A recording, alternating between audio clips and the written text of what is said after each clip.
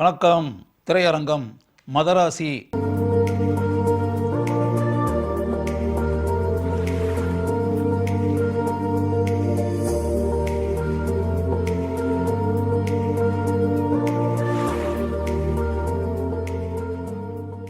AR Murugadoss இயக்கி இருக்கக்கூடிய தமிழ் திரைப்படம்.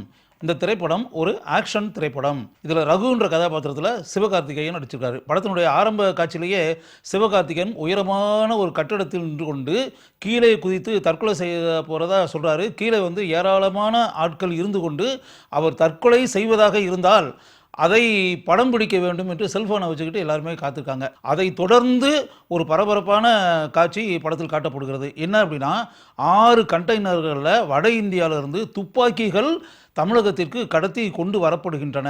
துப்பாக்கி கலாச்சாரத்தை தமிழகத்தில் பரப்ப வேண்டும் என்ற நோக்கத்தில் 2 மனிதர்கள் அந்த காரியத்தை செய்கிறார்கள். அந்த 2 மனிதர்கள் ஃபிராத் கதாபாத்திரத்தில் வரக்கூடிய வித்யுத் ஜமால், இன்னொரு மனிதர் சிராக் கதாபாத்திரத்தில் வரக்கூடிய சபீர் கல்லாரக்கல்.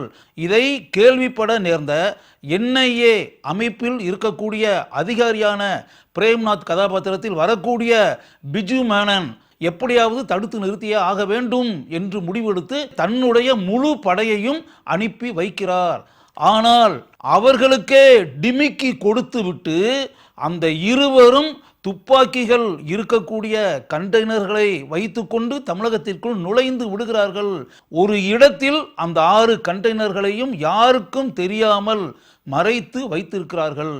அப்படிப்பட்ட சூழலில் அங்கு உள்ளே நுழைந்து அவற்றை கைப்பற்றுவது என்பது சாதாரண விஷயம் இல்லை. சூசைட் அட்டெம்ப்ட் அப்படின்னு சொல்லி ஆங்கிலத்தில் சொல்கிறாங்களே, அதே மாதிரி சூசைட் அட்டெம்ப்டில் ஈடுபடக்கூடிய ஒரு மனிதனை உள்ளே அனுப்பி வைத்துதான் அந்த காரியத்தை செய்ய முடியும்.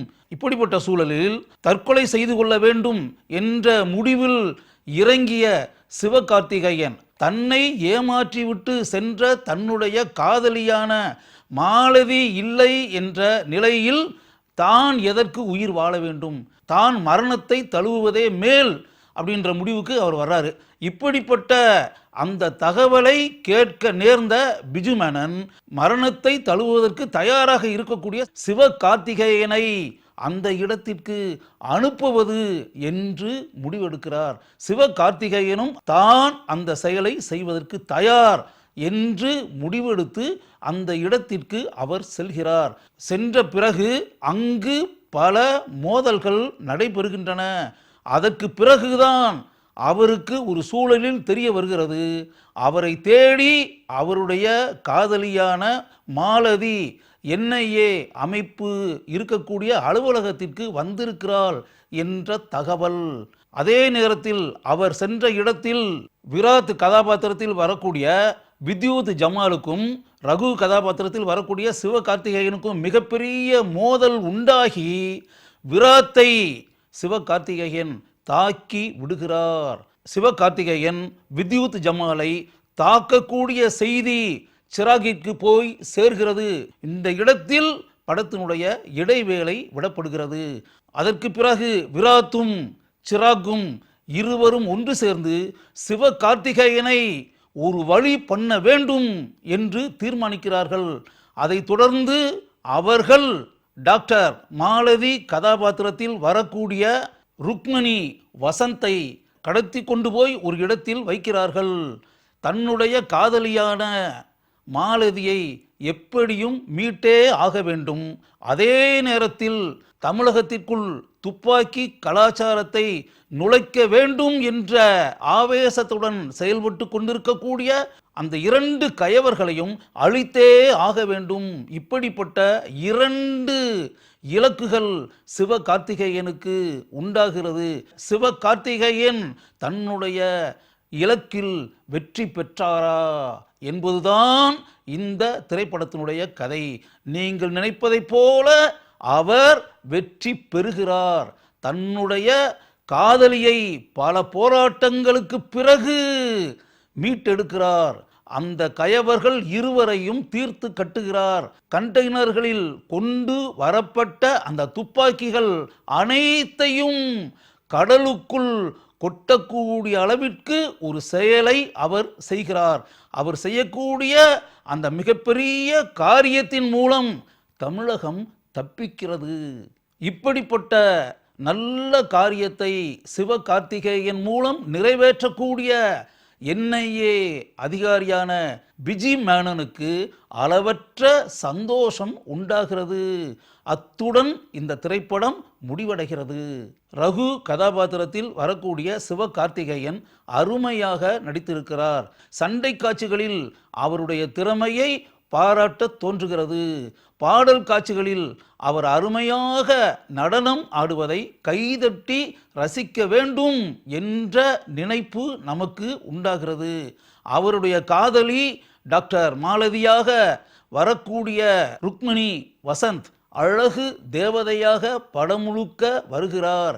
அனைத்து காட்சிகளிலும் அவருடைய சிறந்த நடிப்பை நம்மால் உணர முடிகிறது.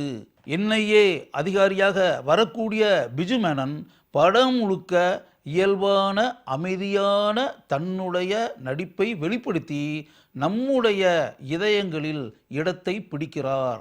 பிராத் கதாபாத்திரத்தில் வித்யூ ஜமால் ஆழமான முத்திரையை பதிக்கிறார்.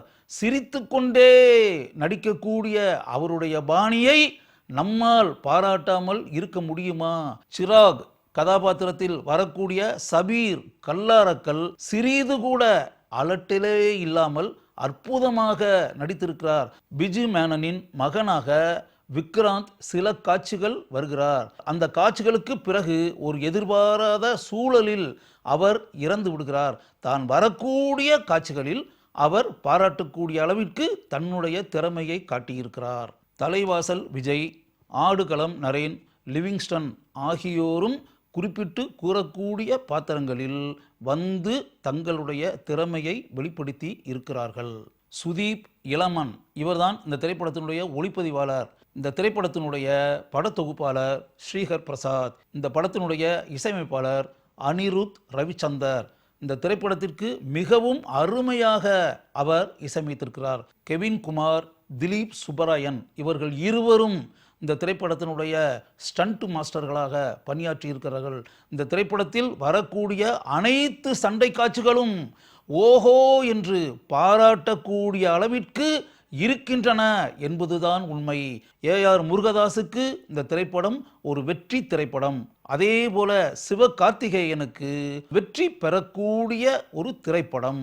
வர்த்தக ரீதியாக வெற்றி பெறக்கூடிய அனைத்து அம்சங்களையும் கொண்டிருக்கக்கூடிய இந்த திரைப்படத்தை ஒரு முறை நீங்கள் பார்க்கலாம்.